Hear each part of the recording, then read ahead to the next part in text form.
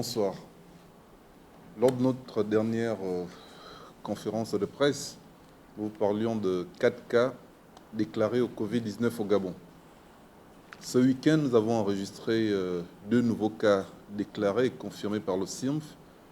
Il s'agit, pour ce qui est du premier cas, d'une personne de 45 ans, de sexe masculin, de nationalité togolaise, résidant au Gabon, qui a récemment séjourné à Dakar avec son épouse.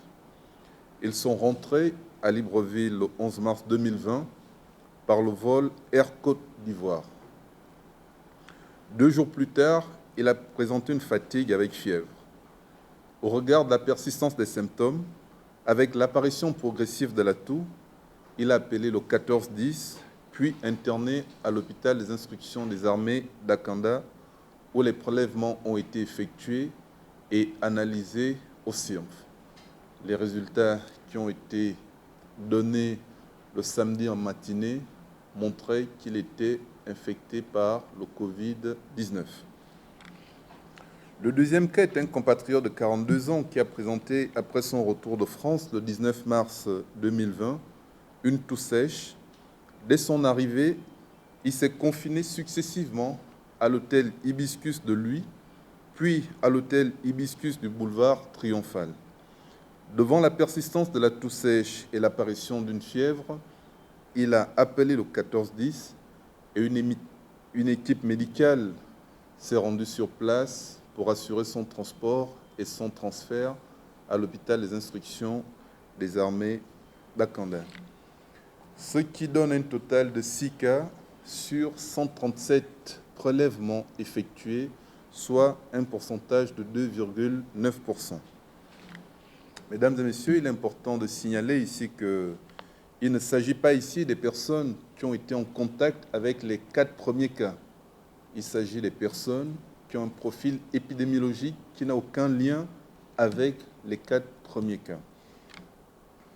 Les équipes de surveillance épidémiologique continuent à travailler de plein pied. Sur les 4 premiers cas, les équipes ont pu identifier 104 contacts. Sur les 4 premiers cas, les équipes ont pu identifier 104 contacts.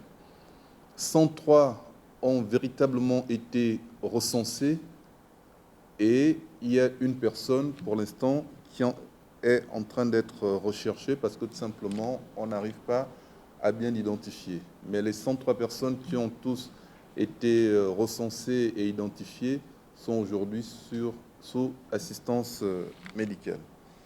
C'est l'occasion ici de préciser qu'il y a aujourd'hui plus de 700 personnes qui sont mobilisées pour la riposte contre le Covid-19.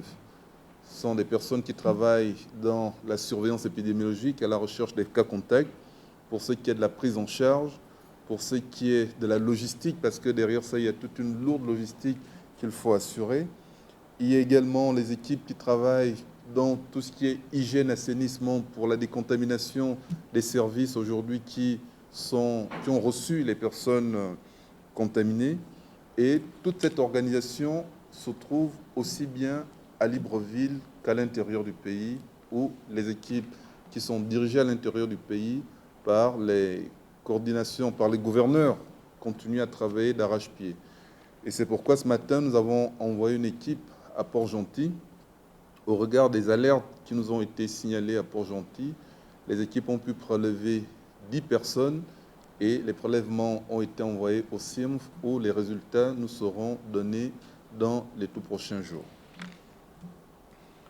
Mesdames et messieurs, ce qu'il faut dire, c'est que la situation, elle est sérieuse.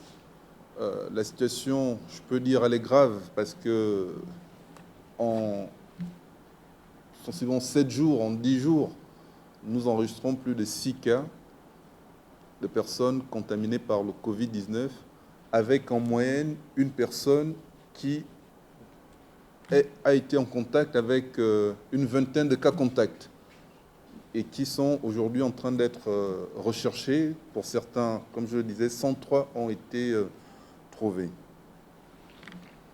Cela voudrait dire que si nous n'appliquons pas les mesures barrières qui ont été annoncées par le président de la République, chef d'État, nous pouvons nous retrouver dans une flambée épidémique dans notre pays. Nous constatons que malgré les décisions qui ont été prises, malgré les mesures, les gens continuent à circuler, à faire des sorties non essentielles avec des petites balades. Or, l'heure aujourd'hui est au confinement partiel, de rester chez soi et de ne effectuer que des sorties partielles pour pouvoir, voilà, comme le gouvernement l'indique, faire un certain nombre d'activités qui, soit au niveau administratif ou bien au niveau de leur activité domestique, permettent peut-être de limiter les mouvements. Nous nous rendons compte que les gens n'appliquent pas ces mesures. Hier, nous avons, à travers les services de police, procédé à l'arrestation d'un pasteur dans la zone de Vendo qui a organisé un culte avec plus de 300 personnes dans cette église. Et lorsque ce pasteur a été arrêté, et ces deux copasteurs, s'il faut le dire ainsi, ils présentaient à l'examen une température autour de 38 ou 39 degrés. Des investigations sont en cours pour savoir est-ce que ce rassemblement n'est pas un rassemblement à risque important qui pourra être à l'origine d'une propagation et d'une contamination de l'épidémie au sein de notre ville. Nous avons également enregistré un jeune compatriote qui se trouve à Bitam, compatriote âgé de 19 ans, qui a fait un canular en simulant qu'il revenait du Cameroun et qu'il est infecté par le Covid-19.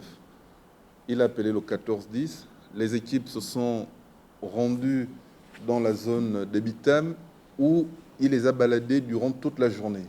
À la fin, avec l'appui des services de police, ce jeune a été interpellé. Il est actuellement déféré à la prison de Yem où il devra en rendre compte par rapport à sa plaisanterie.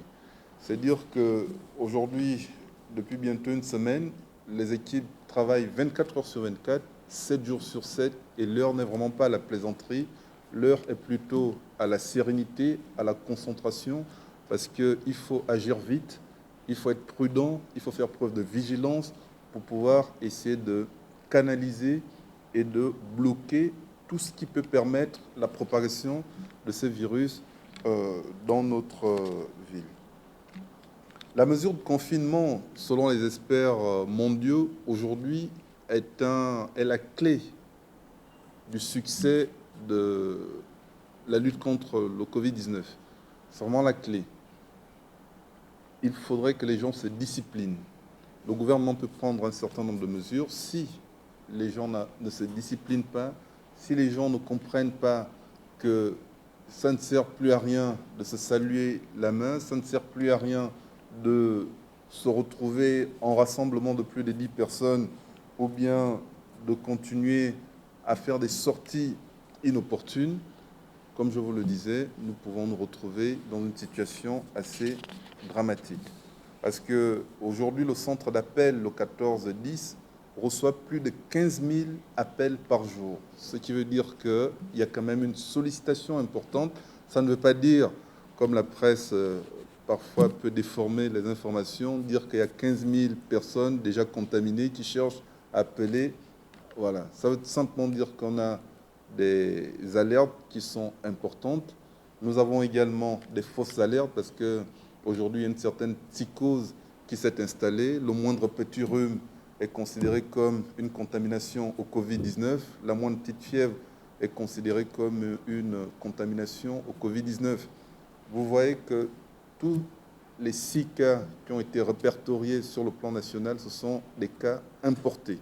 Donc, dans la notion de l'épidémie à Covid-19, il y a quand même cet aspect qui est très très important, celui d'un voyage récent dans un pays où l'épidémie est déclarée. Ce sont 6 personnes qui ont voyagé et au retour, en dehors bien évidemment de l'agent de la police de l'air et de frontières qui a été exposé à cause de son travail, mais le reste des personnes, ce sont des personnes qui ont voyagé et au retour d'un pays où l'épidémie est déclarée, se sont retrouvées contaminées par cette maladie. Donc voilà un tout petit peu, mesdames et messieurs, l'objet de ce point de presse. Et je voudrais rajouter que le Covid-19, être contaminé au Covid-19 ne devrait pas être une honte en soi. Nous avons des présidents de la République, des ministres, des parlementaires partout dans le monde. Lorsqu'ils ont été contaminés, ils déclarent et ils postent qu'ils sont contaminés. Nous avons aujourd'hui la gestion de quelques personnes qui ont récemment voyagé, qui ont été en contact avec d'autres personnes qui commencent à présenter quelques symptômes. Mais ces personnes qui reviennent de voyage disent qu'elles ne veulent pas qu'on sache qu'elles sont malades, tout simplement parce qu'elles seront stigmatisées au sein de la société. Mais ces personnes n'ont qu'à savoir qu'il y a des sanctions qui ont été prévues et que ces personnes risquent entre 5 ans et 5 ans de prison ferme, avec des pénalités pouvant pouvant aller de 5 ans, de 5 millions plutôt à 20 millions de francs CFA pour avoir caché la vérité, pour avoir menti et surtout pour avoir exposé la population à un danger. Il faudrait que nous soyons responsables, que nous puissions avoir un comportement discipliné, et ce n'est qu'ainsi que nous pouvons freiner la propagation de cette maladie dans notre pays. Je vous remercie.